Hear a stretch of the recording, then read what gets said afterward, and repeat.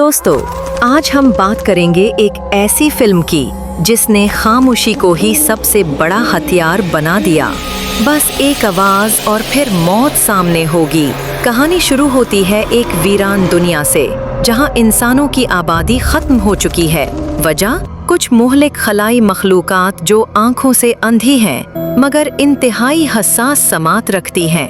एक छोटी सी आवाज भी उन्हें आपकी तरफ खींच लाएगी और फिर मौत आपका इंतजार कर रही होगी। ईवान बाज खानदान बाजार से सामान लेते हुए खामोशी से चलना, इशारों में बात करना।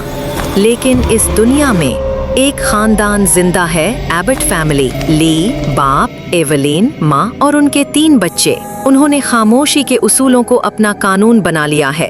बोलना ममनू, चलना भी पाँवों के अंगूठों पर। लेकिन एक दिन सबसे छोटा बेटा बियू एक शोर वाले खलाई जहाज के खिलौने को छू लेता है।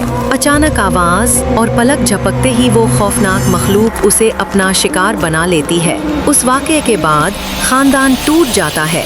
ली और एवलीन अपने बेटे के गम में डूब जाते हैं, जबकि बड़ी बेटी रेगन, जो गूंगी है, खुद को कसूरवार समझती है क्योंकि वही बियू को वो खिलौना दी थी। मगर जिंदगी आगे बढ़ती है। एवलीन हामिला हो जाती है। अब सवाल ये है कि बच्चे की पैदाइश के दौरान खामोशी कैसे बरकरार रखी जाएगी, क्योंकि रोने वाला बच्चा तो मखलूकात को दावत देगा। पूल्ड ने बेसमेंट में एक साउंड प्रूफ सिस्टम बनाया, बच्चे के लिए ऑक्सीजन मास्क तैयार किया।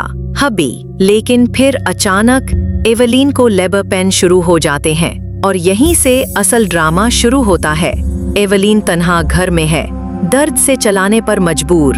आवाज सुनकर मखलूक घर में घुस आती है।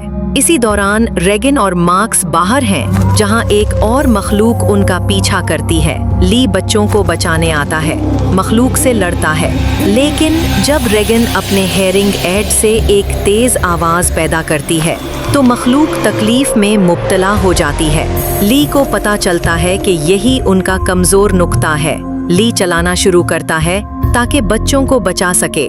मखलूक उस पर हमला कर देती है। ली अपनी जान कुर्बान कर देता है, मगर अपने बच्चों को बचा लेता है। अब एवलीन और बच्चों को मालूम हो चुका है कि उन मखलूकात को कैसे शिकस्त दी जा सकती है।